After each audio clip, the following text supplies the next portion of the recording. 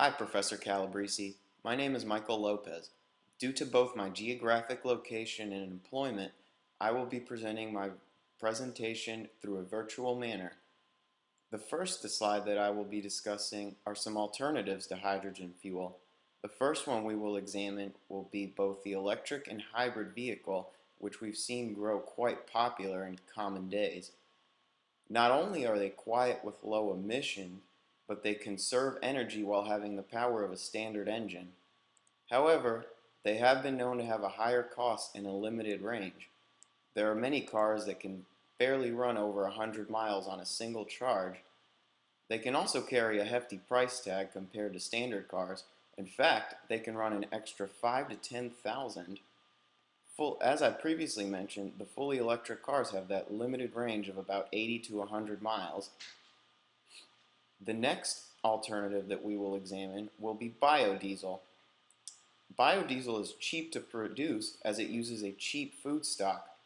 Cooking oils and greases can easily be obtained from restaurants and manufacturers for little to no cost.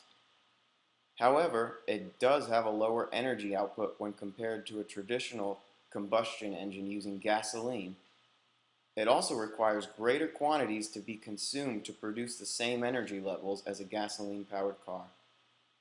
The next alternative is natural gas.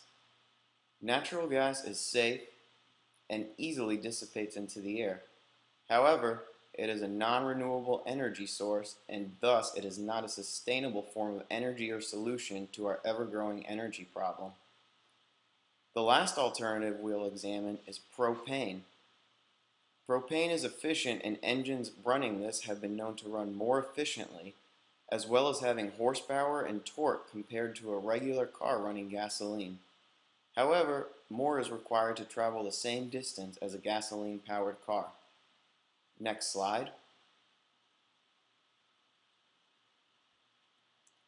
Here we'll examine a chart showing the consumption of alternative energy fuels in the year 2011. As we can see, natural gas and ethanol are the most popular alternatives, and actually hydrogen is the lowest.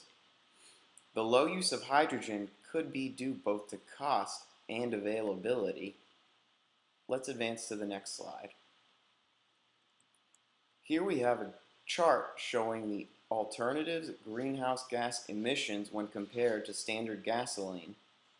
We see that hydrogen, circled in red, has a significant reduction in greenhouse gas emissions with about a 41% reduction, which is pretty good.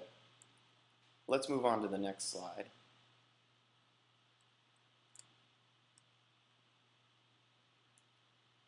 Now we'll talk about the business and operational impacts of implementing hydrogen fuel cells.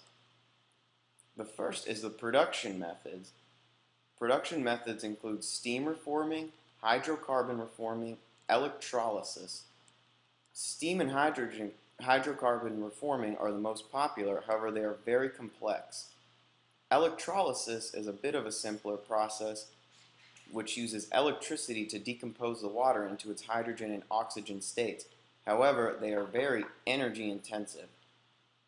The production cost of hydrogen fuel cell is a bearing task with high cost to produce it. This is due to hydrogen not being a naturally occurring element in nature. In fact, hydrogen requires twice as much energy to perform an equivalent amount of work when compared to methods such as electricity or charcoal. This can in turn transfer over to the consumer. Currently, a hydrogen fuel car will cost about $50 to travel 300 miles when a regular gas-powered car will cost about $44.50 to travel the same distance. Not that big of a savings when you really examine it. Aside of this, they can have hefty price tags. In fact, the Toyota Mirai upcoming in 2017 is projected to be around $70,000. If we look at an alternative such as a fully electric car like Tesla, they are planning to release a more affordable model of about $35,000 by the year 2017. Safety is another concern which must be considered due to the high flammability of hydrogen. However, experts argue that it is in fact safer than gasoline in an accident. If the hydrogen tank were to be punctured or damaged, it will quickly dissipate into the air, which is safer than a sitting pool of liquid gasoline, also highly flammable. Let's move on to the next slide. Here, we first see an image of the aforementioned Toyota Mirai. While it does have a sleek and futuristic look, the almost $70,000 price tag may be quite unappealing to various consumers.